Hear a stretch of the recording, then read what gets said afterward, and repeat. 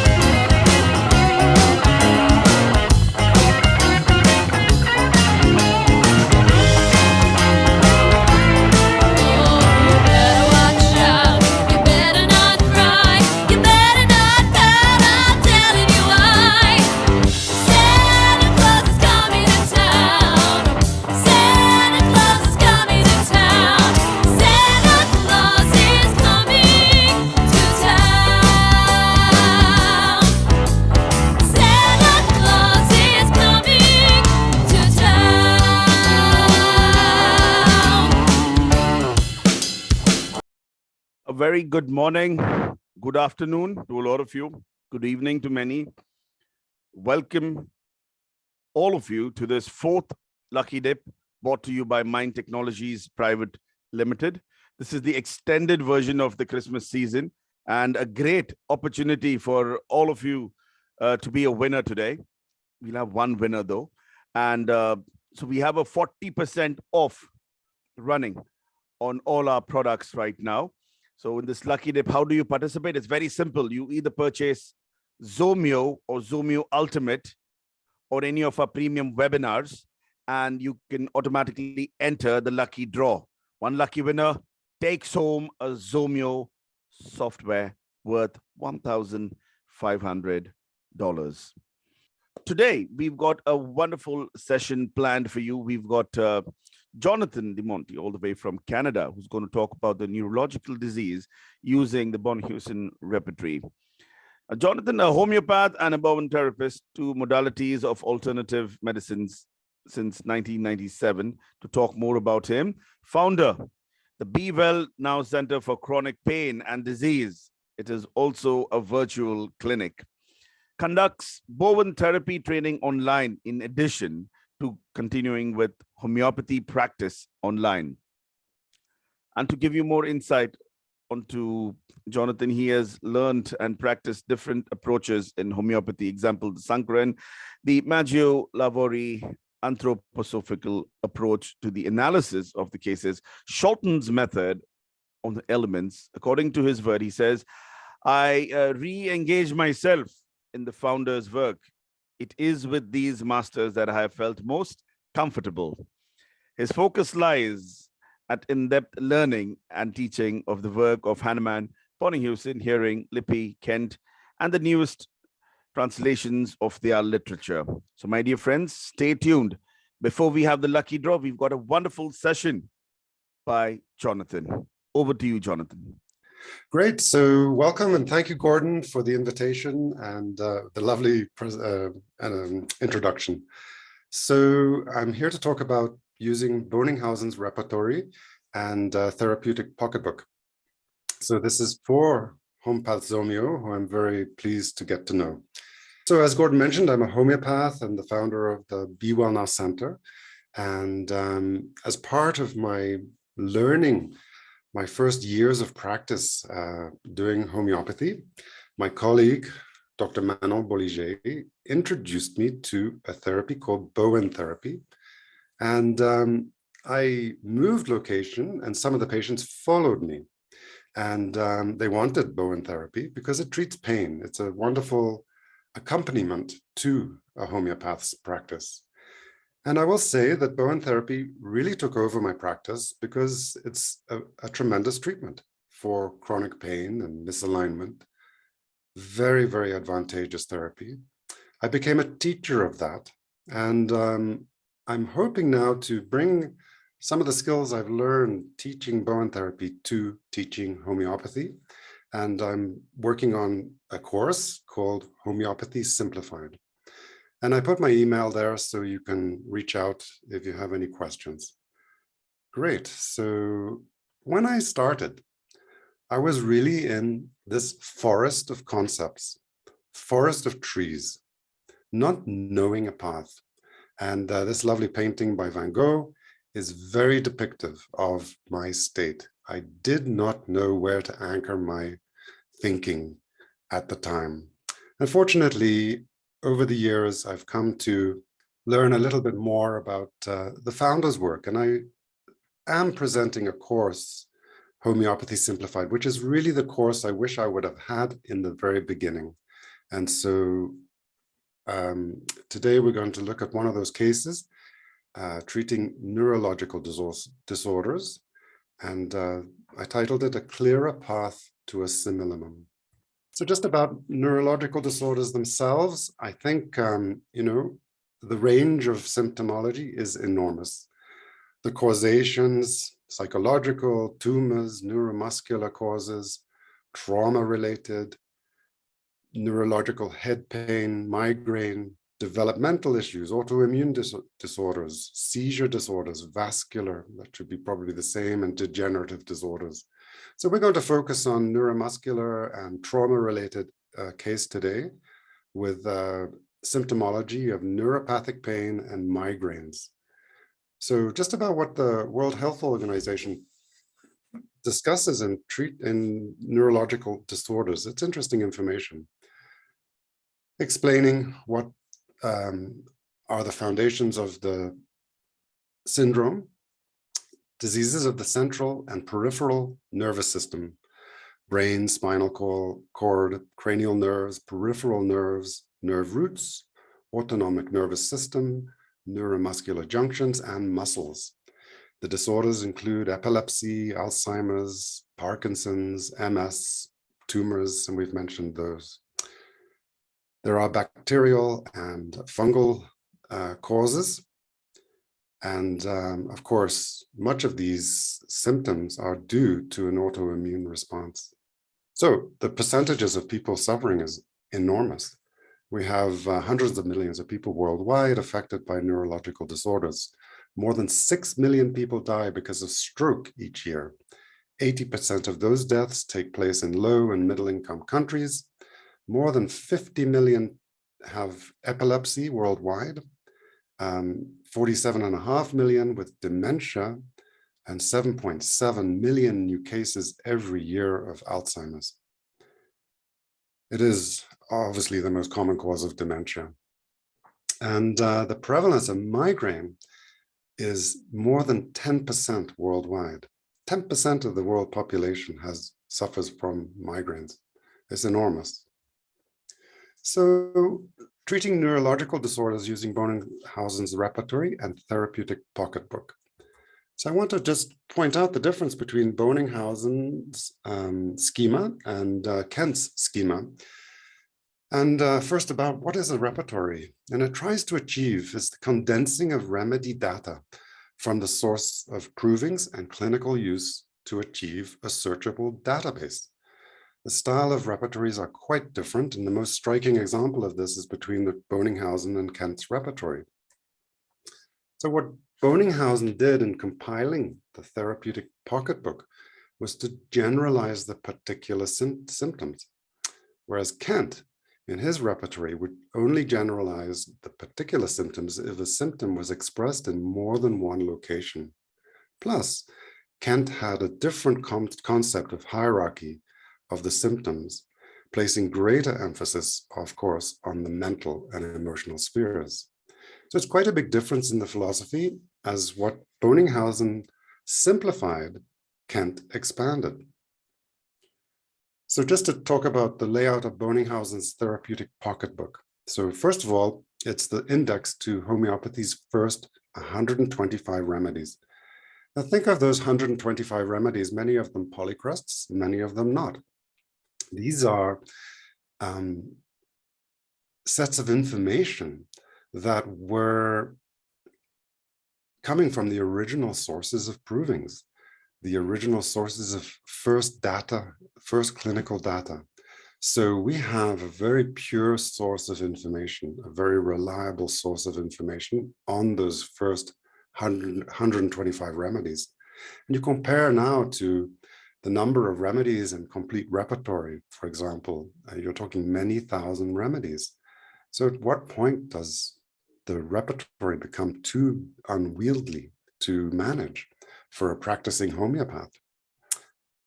So the repertory is a structured and searchable database. It also provides remedy relationships. And as I mentioned, the information is pure. It's withstood the test of time and continues to be one of the more reliable sources for prescribing remedies with success. So just a little bit about the layout of Boenninghausen. There's 7 sections: the mind and intellect, parts of the body, sensations and complaints, broken into glands, bones, and skin, and a general section. Sleep and dreams, which is also a very important source of mental and emotional symptoms. Then the fever section is very complete. And then we have in that section a very important chapter, which is the concomitant complaints. The 6th is the alterations of the state of health, aggravations according to time, according to situation and circumstance, and then the ameliorations of position and circumstance. And the final section is the relationship of remedies. So all these sections, when you get familiar, become very accessible. The information is simple and the details are very complete. Now, the repertory itself is also similarly laid out, and you'll find it equally as simple.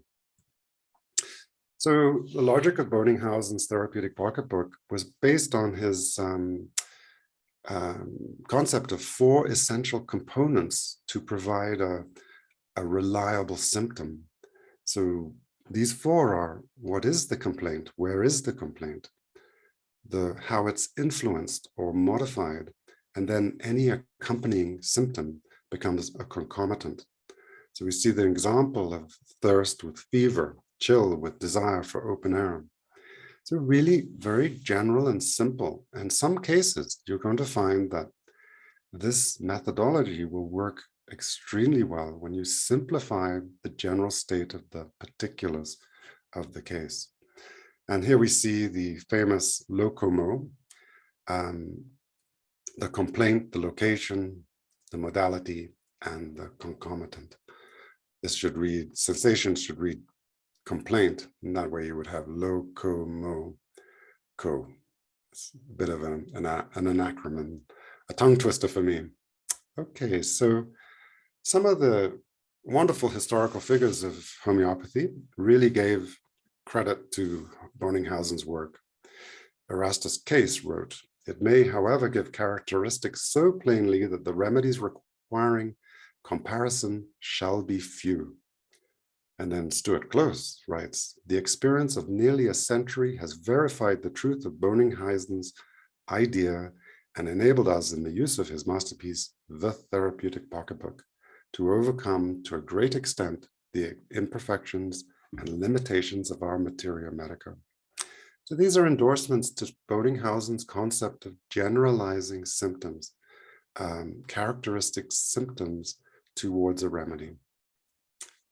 Not forgetting what Hahnemann did give us in this aphorism 211, where he reminds us that this preeminent importance of the emotional states holds good to such an extent that the patient's emotional state often tips the scales in the selection of the homeopathic remedy. So even just to add that in, because we don't want to forget a general hierarchy of symptomology, and certainly we use that in Boenninghausen. And we can see that in the rubrics of the therapeutic pocketbook. In Boenninghausen's therapeutic pocketbook, the usefulness of mental symptoms remains strong. And these we see in almost simplistic form: cheerful, sad, irritable, mania, and so on. So it's in the Materia Medica that we can choose the mental state as a confirmatory symptom in the remedy for the patient, rather than using Kent's schema, where we want to put the mental and emotional state as a preeminent. And I think in my bad habit of prescribing and case taking is inference.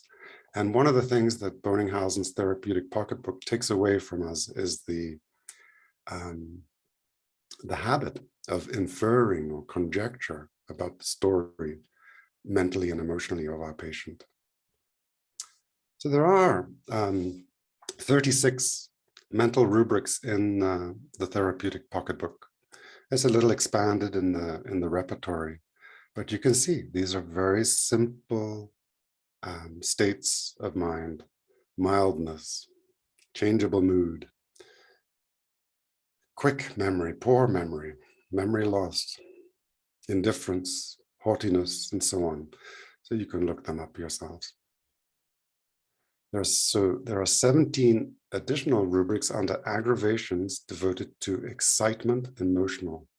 So these are more nuanced, and we see contradiction, fright, grief and sorrow, jealousy, joy, unhappy love, humiliation, reproaches, rudeness, scorn, vexation, from, anxiety, fright, quiet grief, indignation, and violence. And I think, you know, these 36 plus the 17 really cover the gamut of human emotion. And then we see also more in the sleep and dreams section. Okay, so this is a case that we're going to look at today. I've got pieces of the video just to show a couple of the follow-ups, but more important, her chief complaint: neuropathic pain, daily migraines, worse during her menses. It all began from childhood spinal injuries from the age of 2, 7, and 16, I believe. She's had major treatments, surgery for thoracic outlet syndrome. She has an implanted spinal stimulator. Recently, she began microdosing psilocybin mushrooms, which enabled her to become functional and get out in the world. This was really a relief to her migraines. Even though she still has migraines, they're much more manageable than they used to be. She takes progesterone for her hormonal dysregulation. She's treated with acupuncture, and she's on a ketogenic diet. So very minor interventions, but the most important is that she's stuck in a state of neurological pain. And the specifics of that are she has intense neuropathic pain to her arm and her right side, the ribs and latissimus dorsi muscle. She's had surgery in the cervical nerves, and she is wearing or has an implant of a neurological stimulator, which she leaves on all the time. She has constant aching from her right side neck to her wrist, with severe shooting pains in her wrist, and she uses the stimulator to dull the pain. I mentioned the right side has numbness and the referred pain to the elbow. is a constant, but these shooting pains are crippling. She actually falls over with the pain. A couple of modalities. She can't raise the arm, she can't use the arm or hand for any period of time. Lying, better lying, resting. And all her symptoms are worse when she has a migraine, and her migraines are worse when she has her period. One of the things about the case that was unique was that there really weren't a lot of mental and emotional symptoms. And this should show a video. I'm not sure it will. Oh, yes. I'll let it play. This isn't a very long video. I'm not sure you're hearing. So does the implant track how much you use it and turn it up and down? No. No, there's no wrapper of that. No. Okay. Consistently. I just leave it on 24/7. Yeah, it saves batteries to not keep using the remote. So I don't bring a remote with me everywhere I go. I just leave it at the same level. It's flowing through me now. It's not strong, but it's not weak either. It's just a nice level that helps with the pain. But yeah, there's no history there. It's a pretty simple device. Where is the implant implanted? Yeah, the wires are in my neck, and they start at C2, C3, which is the most sensitive area of my neck. That's where a lot of the lesions are. That's where I had problems since I was a kid as well. And there's two what they call flags that keep it in place. And then the wires come down into the battery, which is in my lower back. Yeah. But the effect is just here, unless I make it stronger, and then it seems to spread down my right side, which is kind of nice. But mostly all day, I just feel it coming down here. But most of the wiring is in my neck. Okay, just to mention about that just a very brief description of how she's been cobbled together into a state of function. And in the case, I decided to prescribe belladonna 10M based on the symptoms we'll talk about later. And that was really very interesting for her migraines. So let's see what. Okay. Yeah, that was good because the head to toe pain improved dramatically. My arm pain, this is the best week we've had yet. It's remained low, 5, 6 with little hints of 7, which is just extraordinary. So this is the longest relief I've ever had. I've kept my spinal cord stimulator off. This time I didn't even turn it on and off when I felt like I needed it. I thought it'd be better to just see what it was like to just keep it off for a whole week. The spasticity is still a problem, and that's my old problem. Lying down a lot, but traveling tomorrow, so I got wheelchair assistance just in case. But I kind of overdid it, like I told you this weekend, which didn't help things. Like going to that concert and dinner. So I think I'm still recovering from that. Okay. Yeah. Yes. From when you were very young. 7, started at 7. Yeah. If I don't manage it, it can get really out of control in terms of pinched nerves and stiff neck and not being able to move at all.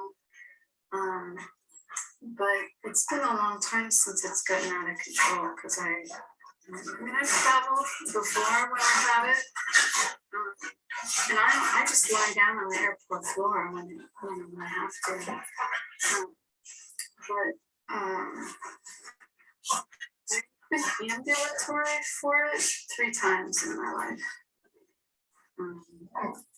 At age 7, age 16, and then I think it was 27. But it's not. So what does it feel like?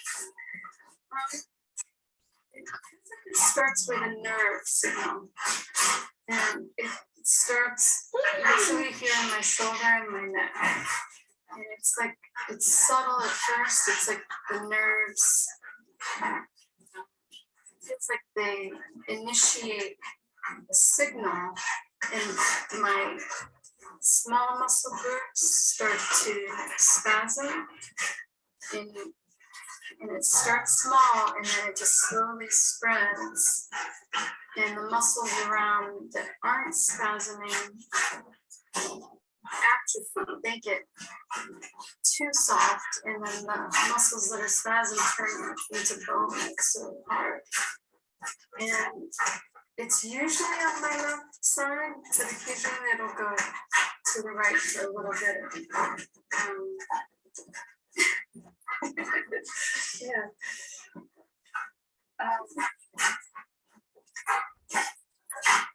And I get relief when I lie down. When it's bad, I have to wear a neck brace so that I don't make it worse. At 7 years old, what happened? Was it just the accumulation of injuries, or? Yeah, my mother fell with me as a newborn on the ice, and then at age 2 and 3, I was on the bucket seat of her bicycle, and she lost control of her bike, and the bike fell backwards, and I hit my head. That happened actually twice. And then I got bucked by a horse that got stung by a bee, and then I fell off the skateboard and hit my chin. And both of those times I had seizures. I had seizures up until I was 10. And they were worried I was going to be like my dad, because he suffered from seizures his whole childhood. Thankfully they stopped. But Do you remember there was anything done to intervene with the seizure? no, they just did tests and they didn't find anything. And they never, they just kept an eye on me, basically. I was at the doctor a lot, started pretty early. And I had to be careful because of that incident at age 7, so they wouldn't let me carry my books to school and stuff like that. And they just, and then I had to pick the profession of a dancer, which wasn't too wise. But, so I think it was just an accumulation of all those accidents in a short period of time while I was still growing. That's what everybody thinks. I'd be surprised if it were anything different, but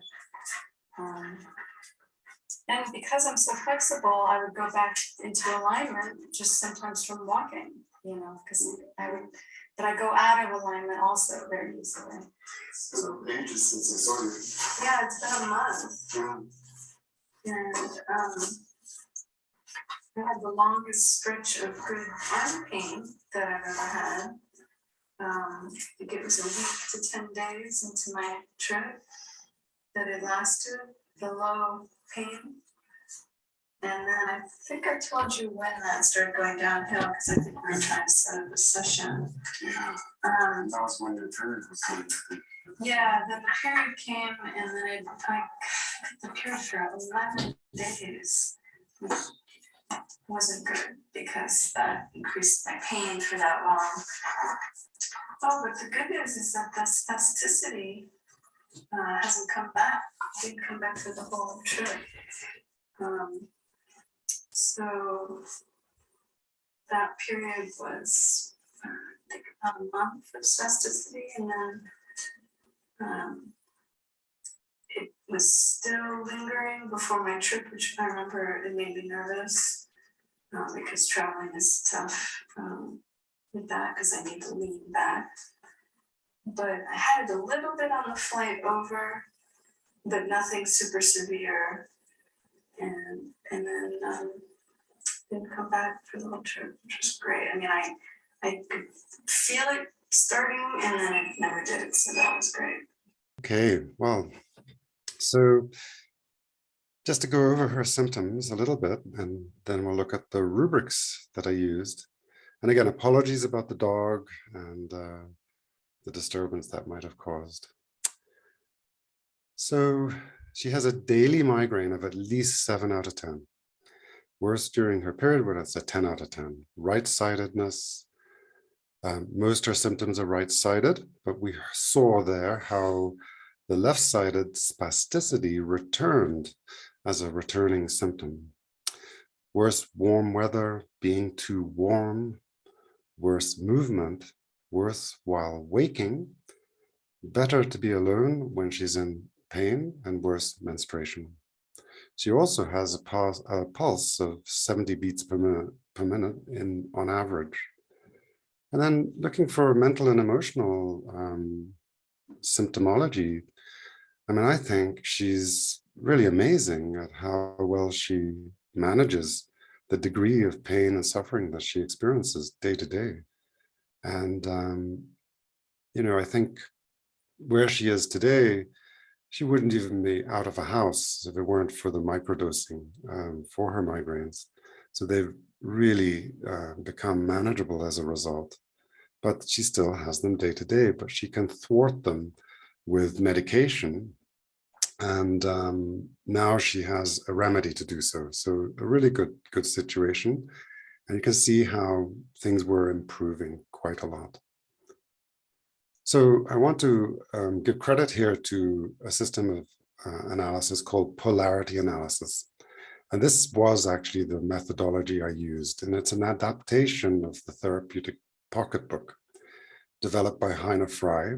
And it's an analysis of the contraindication that show up in the opposite symptoms of the therapeutic pocketbook. And it's a method of repertorization I used in the case. And these opposite symptoms, known as polar symptoms, hence the term polarity analysis, are further arguments against a chosen remedy. In other words, the contraindications show up much more clearly in this analysis.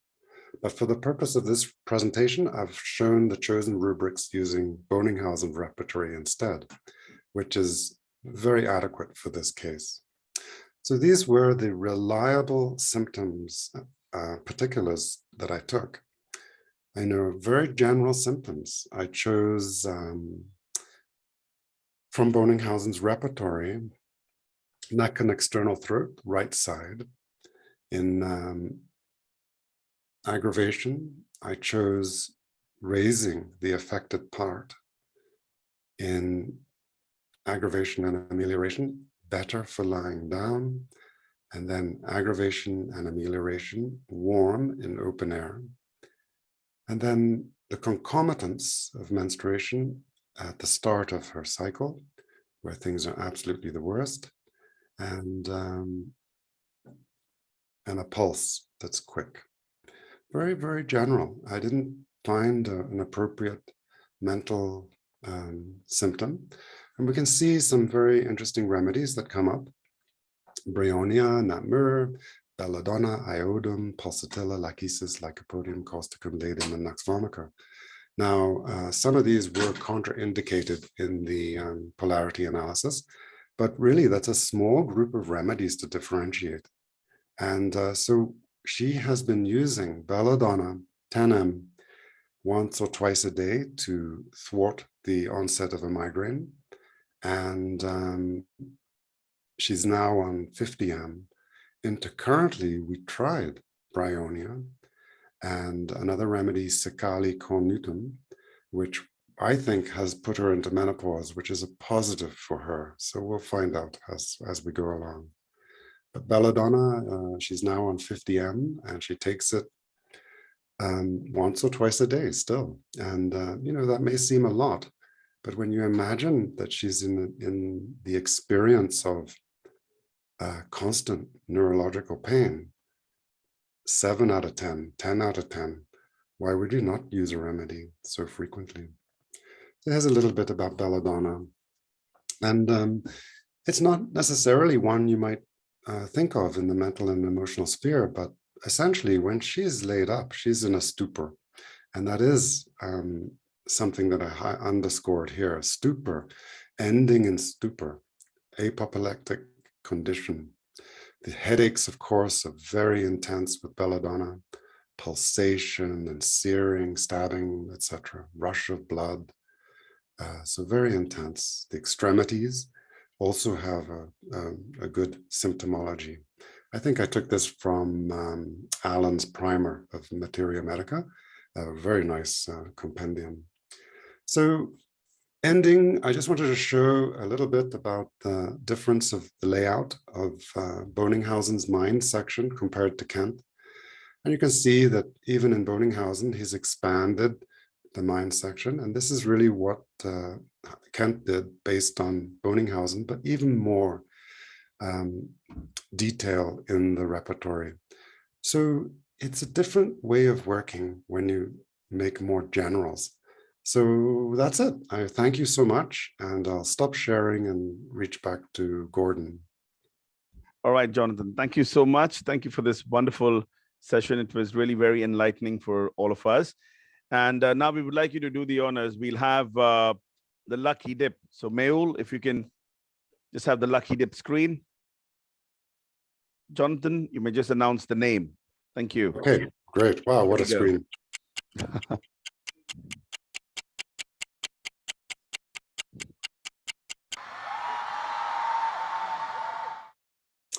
So we have a Traudi Lapse from Australia. Congratulations. Well done. All right. Thank you so much. Okay. So thank you so much, Jonathan. Thank you, everybody, for joining us on this lucky dip. There's some more good news to give you. We will have one more lucky dip at the end of the month. So I know a lot of you are trying your luck.